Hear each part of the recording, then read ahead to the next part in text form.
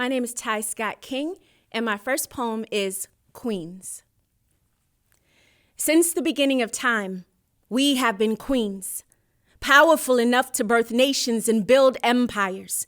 We inspire minds and set trends that travel the globe from end to end, and we don't pretend. We are magic, no illusion. Our powers were given through an infusion of supernatural faith, and we use them to make kingdoms great. From the late Winnie Mandela to Mrs. Obama, we are a deep well from which many draw wisdom, and our queendom cannot be denied. We cannot be shoved aside or trampled down. Instead, still we rise to rock crowns, and like diamonds, we beam bright, all while keeping our locks, afros, perms, buns, bangs, bobs, and weaves tight. We have managed to reflect light. Despite discrimination based upon our gender, we possess a grace that is classic and refined, bettering with age like wine, while toasting to shattering glass ceilings and breaking sound barriers. We are the carriers of truth, sojourners, demanding justice and equality, because our RESPECT is not debate or dispute. Yes, we refute every futile attempt to downplay or degrade us, because we know who made us. Beautiful, wonderful, sensational, powerful. Yes, we are undeniably royalty. And although we aren't always seen or treated as such, we continue to glow up, striving to be better than we were yesterday. We put petty away and form sisterhoods for the greater good. And now we stand in solidarity, condemning disparity, as we collectively raise our voices for change, transformation, so that degradation is no longer the norm in this or any nation. We are the advocates for future generations of Corettas, Oprahs, Avas, and the modern day Rosa Parks, because now is the time to ignite change, and we, queens, we are the sparks. My second poem is I Carry Jamaica with Me. On June 22nd, 19-something, my mother gave birth to me, a pretty baby girl as precious as a gem. My daddy said I was so little that he could hold me in the palm of his hand. So they had to leave me in the hospital for a while in a town not too far from St. Anne. But before I got to play in the sand too tough, my parents decided we had to leave. They were in search of a better life, and they could no longer find it in Jamaica. So they moved us to Brooklyn, as was a common migration, and we lived in a brownstone duplex, far away from our home nation. I couldn't wait to start school to see what America was about. But when I heard the way everyone else talked, I didn't feel like I could open my mouth.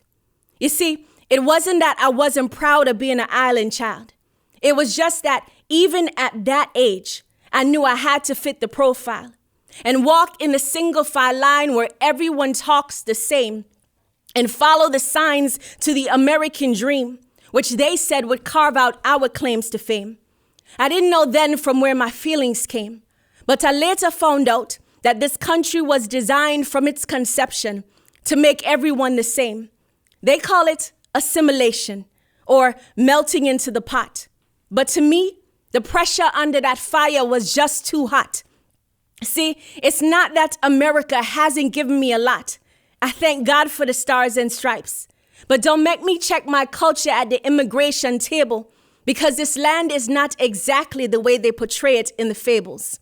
So when I write about my homeland, I write with a lot of pride, because I have nothing to hide.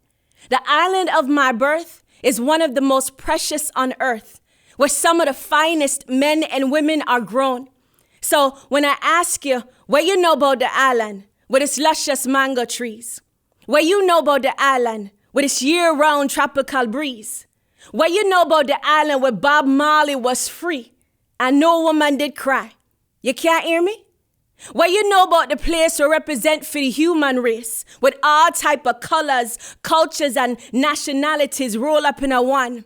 What you know about this place? You can't understand? What you know about the place where D&G reigned supreme and Lady Patra was not the only dancehall queen? What you know about the place where the wicked Islam, where Stone Love, Metro Media, Addies and Afrique did pack up the jam?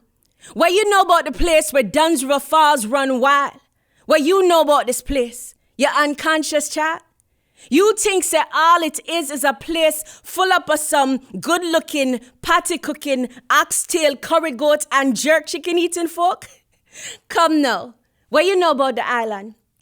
When I ask you these questions, I'm inviting you to learn about me. Because in this country, they told me when I came, I have the right to remain free. Therefore, I carry Jamaica with me as I walk in the line. I carry Jamaica with me as I follow the signs. I carry Jamaica with me. I carry Jamaica with me. My third piece is called Masterpiece. You are a masterpiece, pieced together by the master of this universe. Yes, that master, who did not just fling the stars into the sky, but envisioned the beauty first in his mind's eye, then positioned each one purposely. And he was just that exact when he made you and me. Red, yellow, black, white, and every shade in between. We are his imaging, his reflection, and he makes no mistakes. In fact, he takes our mess-ups and makes them work for our good, so that our story, with all of its twists and turns, will turn out better than we could ever write. So it's best if we simply bask in his light, willingly surrender to his sight, allow him to guide us, lead the way, because there is no way we can craft anything better than our Creator. And trust me, I'm not being a hater. I just know that he is greater than the sum of anything we could ever make. He is superior to all the greats. From Picasso to Beyonce, Cassius Clay, Yahweh will always weigh in at the top of every class. No one can surpass the Ancient of Days. But if we acknowledge him in all of our ways, he will anoint our talents and skills. Yes, he will give you the desires of your heart, which is really two-part, because he'll tell you what to want, and then he'll give it to you. That's how much he's into you. In fact, when he looks at you, he's probably singing, "Oh, you're the best part. Oh, you're the best part." Yes, you are a masterpiece. And since the master said it, you should believe it, receive it. You are fearfully and wonderfully made.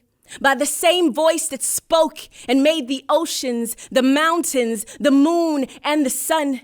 You were chosen by the sun. And he said you are good.